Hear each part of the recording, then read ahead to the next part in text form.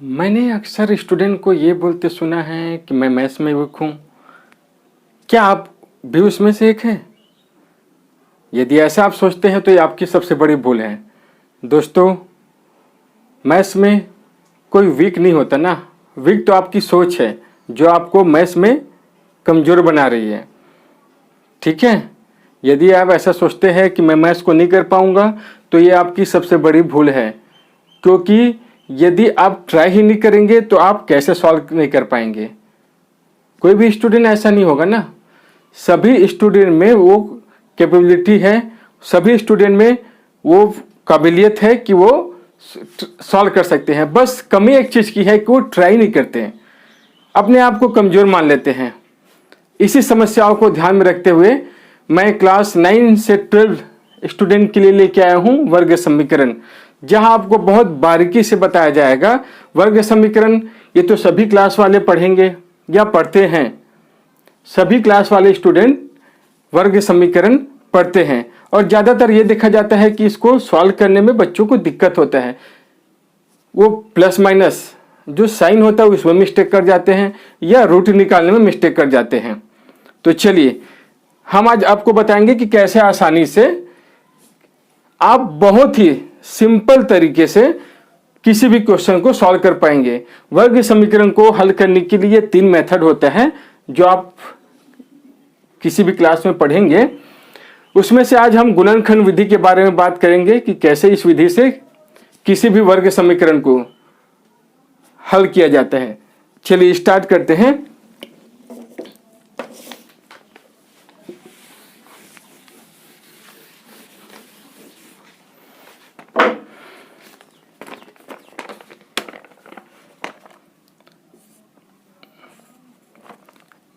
X square minus x minus 12 equal to 0। जैसे कि अपने पास ये इक्वेशन है, ये एक समीकरण है। अब इसको अपने को हल करना है। कैसे हल करेंगे? देखो, आपको ये बेसिक से स्टार्ट करना ना। यदि आपको आता भी होगा, यदि आप ये सोच रहे हैं कि अपने को सब कुछ आता है, तब भी एक बार वीडियो प्लीज जरूर देखिए, हो सकता है कुछ फायदा हो आपका। देखिए क्या करना है, ये जो नंबर है इसको 2 ऐसे नंबर लेके लाना पड़ता है, गुना करके लाना पड़ता है। 2 ऐसे नंबर लेके अपने को गुना करके ये लाना रहता है। और जो बीच में जो संख्या है, जैसे यहाँ बीच में क्या है, हम चिन्ह को नहीं देखेंगे ना, बीच में 1 है और ये 12 है। तो 2 ऐसे संख्या देखना है। 2 ऐसे संख्या को अपने को सोचना है कि गुना करने से 12 आए। अब देखो, ये तो छोटा नंबर है तो हम आसानी से बता सकते हैं। 2 × 6, 3 × 4, आगे बड़ा संख्या रहेगा तो उसको भी कैसे बहुत ही सिंपल तरीके से सॉल्व कर सकते हैं। 12, ये तो 2 और 6 दोनों का गुना 12 होता है। लेकिन क्या दोनों को जोड़ने से या घटाने से 1 आता है? नहीं आता। आगे देखते हैं, 3 और 4 भी तो होता है। 3 और 4 भी 12 होता है। लेकिन क्या इसको प्लस या माइनस करने से 1 आता है? जी हाँ, बिल्कुल आता है 1। तो 3 और 4, तो हम क्या करेंगे? देखिए, अब चिन्ह में ज्यादातर स्टूडेंट यहीं पे गलती करते हैं, चिन्ह लेने में। चिन्ह, अब 2 नंबर तो मिल गया, 2 संख्या तो मिल गया, अब चिन्ह किसमें माइनस ले किसमें प्लस ले। देखिए, जो भी यहाँ चिन्ह रहेगा, x के सामने का जो चिन्ह रहेगा वही चिन्ह बड़ा संख्या में लेना जरूरी है। इस बात को बहुत जगह बताया नहीं जाता है। बड़ा संख्या क्या है? 4x, तो ये 4x हो जाएगा। बड़ा संख्या 4 है, उसी का चिन्ह हम माइनस लेंगे। अब 3 को क्या लेंगे? 3 को यदि माइनस लेंगे तो -4 - 3 -7 हो जाएगा। 3 को क्या लेंगे? प्लस ही लेंगे, माइनस नहीं ले सकते ना। और -12 इक्वल टू 0। अब 2 का हम जोड़ा बना लेंगे। इसमें से कुछ कॉमन है, देखेंगे क्या कॉमन है? x कॉमन है। यहाँ x निकालने के बाद x बचा, x निकालने के बाद 4 बचा। यहाँ क्या कॉमन है? 3 कॉमन है। तो 3 कॉमन निकाले, बाहर किए तो x बचा और इसमें से 3 बाहर, तो क्या बचा? 4। देखिए, जब भी इस तरीके से करते हैं, यही है गुणनखंड, इसी को बोलते हैं। ये दोनों एक जैसा आना चाहिए। यदि नहीं आ रहा है तो आप गलत कर रहे हैं, या फिर वो 2 संख्या जो लिए हैं वो गलत रहा होगा, तभी ये नहीं आएगा। यदि ऐसा करने से नहीं आता तो पलट दीजिएगा, लेकिन ये आ ही जाता है। ये दोनों बराबर होना ही चाहिए, तभी आपका गुणनखंड पूरा हुआ। तो एक गुणनखंड ये मिला x माइनस 4 और दूसरा मिला x प्लस 3, ये दो गुणनखंड अपने को मिला इक्वल टू 0। अब ये x माइनस 4 इक्वल टू 0 होगा और दूसरा क्या होगा x प्लस 3 इक्वल टू 0। ये दो अपने को गुणनखंड मिल गया। तो इससे x का क्या मान मिलेगा, -4 को उधर ले जाएंगे तो +4, और दूसरा मान क्या मिलेगा, +3 को उधर ले जाएंगे तो -3। ये दो मान x का मिल गया। अब ये मान सही है कि नहीं है, इसको भी आप चेक कर सकते हैं। चेक करने के बहुत सारे तरीके हैं।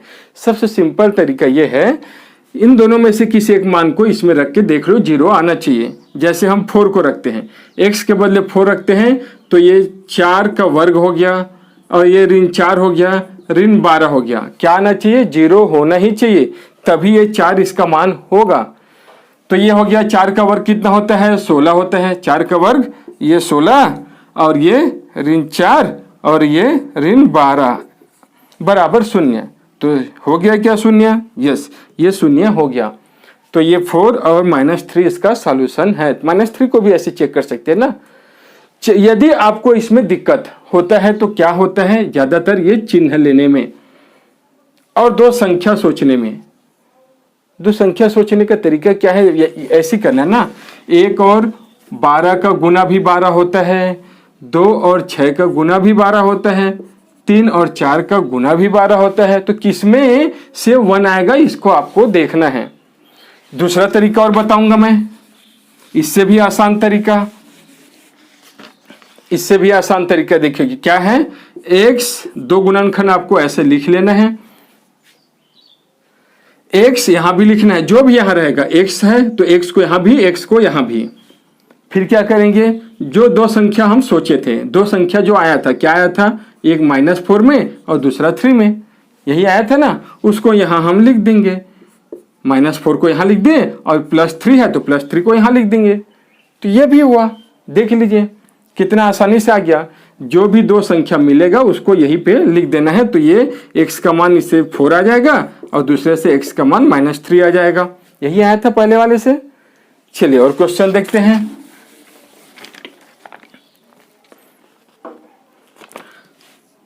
(2x² - 15x + 28 = 0)।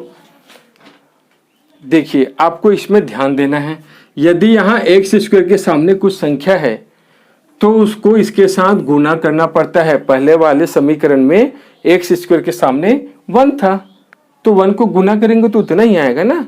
यहाँ 2 है तो 28 को 2 से गुना करना पड़ेगा। चाहे तो आप गुना भी कर सकते हैं और नहीं तो इसका गुणनखंड 28 का और गुणनखंड करके लिख ले सकते हैं। इससे फायदा क्या मिलेगा, अपने सोचने में 15 किन दो संख्याओं का योग 15 आएगा, ये सोचने में आपको बेनिफिट होगा। तो क्या करेंगे, देखिए यहाँ समझो 56 आ गया।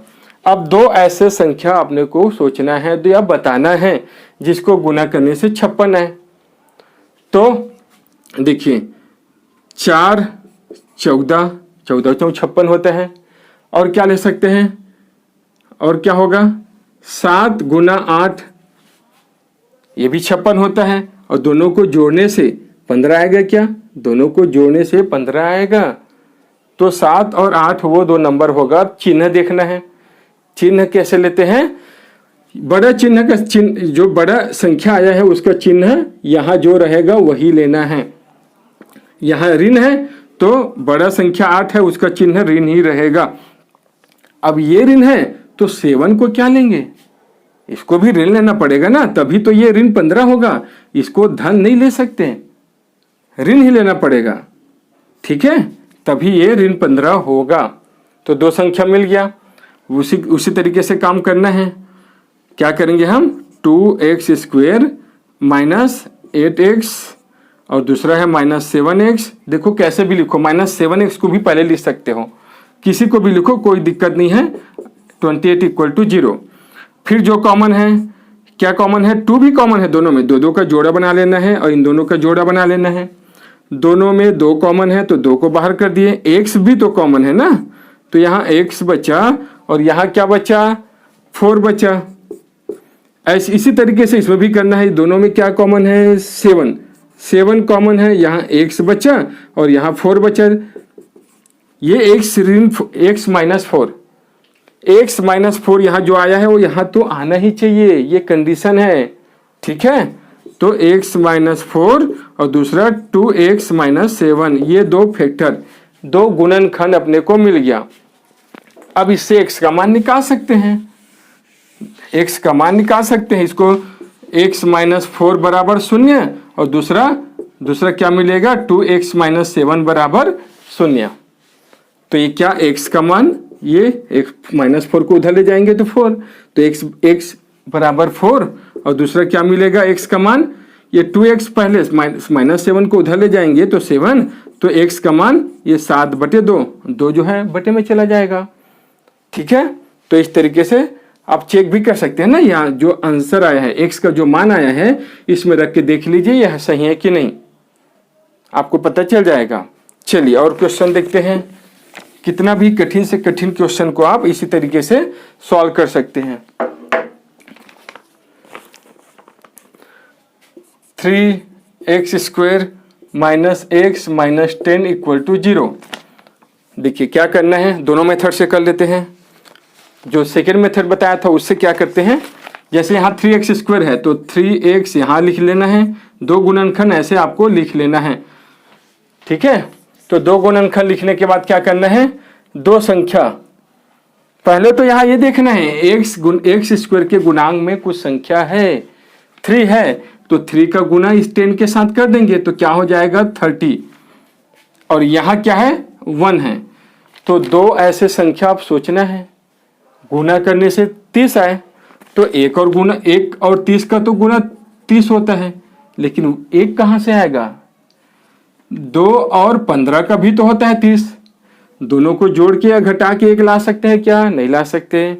और क्या होता है, 3 का गुना 10 से करेंगे तब भी 30 होता है। आगे क्या करेंगे, 5 का गुना 6 से करेंगे तब भी 30 होता है। और ये इसको हम घटा के 1 ला सकते हैं। तो 5 और 6 2 नंबर। अब चिन्ह देखना है, यहाँ ऋण है तो बड़ा संख्या में ऋण लगाना है, मतलब जो 6 है वो ऋण में रहेगा।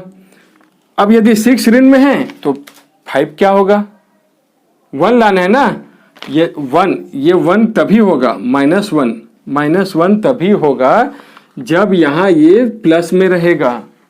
यदि ये माइनस में रहेगा तो -6 -5 -11 हो जाएगा ना, प्लस में ही रहेगा। तो जो 2 नंबर आया है 3x + 5 और 3x - 6, x का वैल्यू मिल जाएगा। इससे पहले आपको देखना है इसमें से कुछ कट रहा है क्या, दोनों संख्या कटना चाहिए, नहीं कट रहे हैं। तो ये 3x + 5 एक गुणनखंड, ये इसमें जो है 3 से कट रहा है, 3 से कट रहा है तो एक बार गया, ये 3 से कटा तो एक बार गया, ये भी 3 से कट रहा है तो 2, तो x - 2 ये बच्चा है ना, ये बच्चा। अब इसको भी 0 के बराबर लेंगे और इसको भी 0 के बराबर लेंगे। इससे x का एक मान 2 मिल गया। इससे क्या मिलेगा, 3x बराबर -5 + 5 उधर गया -5 और x का मान ये -5 और ये बटे में चला गया, तो ये 2 मान मिल गया, ठीक है। ये हम दूसरी विधि से हल किए हैं, पहली विधि से भी कर सकते हैं, पहली विधि से भी उसी तरीके से करेंगे जो आपको अच्छा लगता है। देखिए कैसे करेंगे, 3x², 2 संख्या मिल गया, -6 और +5, तो -6x लेंगे +5x लेंगे, इस तरीके से लेंगे, 2 का जोड़ा बनाएंगे। अब क्या करेंगे, देखना है इन दोनों में से जो कॉमन रहेगा उसको बाहर करना है। 3x कॉमन है तो 3x कॉमन, क्या बचा, x बच गया, माइनस इसमें से 3 बाहर कर दिए तो 2 बचा, इसमें क्या है 5, यदि हम 5 को बाहर करेंगे तो क्या बचेगा x, और इसमें से 5 बाहर हो गया ना, 5 बाहर तो ये 2 बचा। देख लीजिए दोनों गुणनखंड बराबर आ गया। तो एक गुणनखंड ये मिला x - 2 और दूसरा मिला 3x + 5, ये इक्वल टू 0। तो इससे x माइनस 2 भी बराबर 0 होगा, और ये या तो ये 0 होगा, या तो ये 0 होगा, या तो ये 0 होगा। इससे x का एक मान 2 मिलेगा, और इससे x का मान 5 उधर गया -5 और 3 से डिवाइड, तो ये 2 रूट मिलेगा।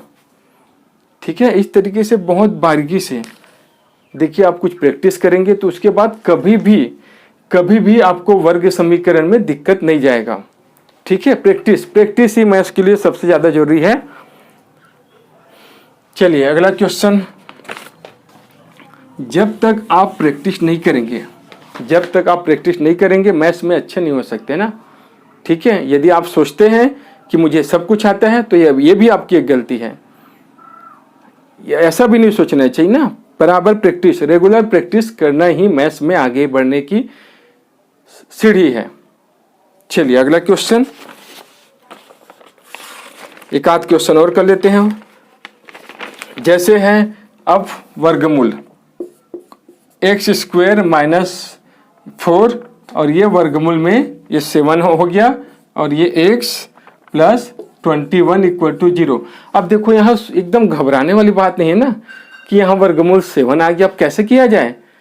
कुछ नहीं करना है, जो अपने को पता है जैसा करते हैं उसी तरीके से ही करना है।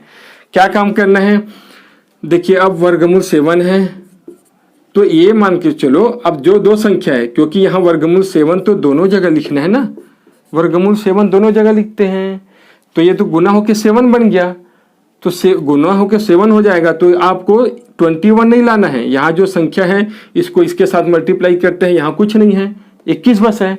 तो आपको 21 नहीं लाना है, जो वर्गमूल में रहेगा उससे उसको भाग दे दो, जो बचेगा वो वही लाना है, अपने को 3 लाना है। ठीक है, तो इस पे ध्यान देना, जो भी वर्गमूल में रहेगा, 5 है तो 5 से भाग देना है, 2 है तो 2 से भाग देना रहेगा, और जो बचेगा वही आपको अपने को लाना है। अब दो संख्या सोचना है जिसको गुना करने पे 3 आए और जोड़ने पे 4 आए। गुना करने पे 3 तो एक ही शर्त में आएगा, 1 और 3 एक ही शर्त में आएगा ना, 1 और 3, और दोनों को जोड़ेंगे तो 4 भी हो जाएगा। चिन्ह क्या लेंगे, अब दोनों को जोड़ना पड़ेगा ना। अब बड़ा का चिन्ह क्या लेना है, ऋण में, बड़ा कौन है 3, तो 3 ऋण में लेना पड़ेगा, 3 को ऋण में, और x को लिख देंगे। अब यदि 3 को ऋण में लिए है तो इसको भी ऋण में ही लेना पड़ेगा, तभी ये ऋण 3 ऋण 1 ऋण 4 होगा। ठीक है, x तो दोनों में रहेगा ना, दोनों में रहता है x। अब क्या करेंगे, दो का जोड़ा बनाते हैं, दो का जोड़ा बनाते हैं। अब क्या करते हैं, जो कॉमन है उसको कॉमन, यदि कॉमन नहीं रहता है तो वही उसका एक गुणनखंड होगा। पहले तो देखना है कुछ कॉमन निकल रहा है क्या, तो इसमें कुछ कॉमन है, x तो कॉमन है, ये x बच गया, और ये 3, ये वर्गमूल 7, x तो बाहर चला गया। इसमें से कुछ कॉमन है, देखो अपने को यहाँ x बस लाना है, तो मतलब वर्गमूल 7 को बाहर करना ही पड़ेगा। वर्गमूल 7 को बाहर कर दिए तो तभी x बस बचेगा ना, यहाँ जो है वो तो लाना ही पड़ेगा। तो इसका मतलब ये है, ये वर्गमूल 7 को बाहर ही करना पड़ेगा। अब 21, अब ये सोच रहे होंगे यहाँ तो 21 है, वर्गमूल 7 तो है ही नहीं, तो वर्गमूल देखो 21 को हम क्या लिख सकते हैं, वर्गमूल 3 वर्गमूल 7, ये तो लिख सकते हैं ना, दोनों का गुना, ये दोनों का गुना वर्गमूल 21। वर्गमूल 21 को क्या लिख सकते हैं, 21 गुना 21, वर्गमूल के अंदर ये ऐसा लिख सकते हैं, 21 गुना 21। इसमें से तो 7 है ना, 7 बाहर निकाल सकते हैं, 3 गुना 7 ऐसा लिख सकते हैं, 21 तो 21 रहेगा ही। ठीक है, तो वर्गमूल 7 तो है इसमें, तो क्या बचेगा, इसमें भी 3, तो 3 वर्गमूल 7 तो लिख सकते हैं ना, 3 वर्गमूल 7, 3 और वर्गमूल 7, वर्गमूल 7 7 हो गया, और 7 का गुना 3 से 21 हो जाएगा। समझ में आया, तो इस तरीके से हम लिख सकते हैं। अब देखो दोनों बराबर आए क्या, यहाँ तो माइनस है और यहाँ प्लस है, तो हम गलती कहाँ किए हैं, जब माइनस बाहर किए हैं, यहाँ प्लस था तो ये प्लस थोड़ी रहेगा, माइनस में माइनस तो बाहर हो गया ना, तो ये माइनस हो जाएगा।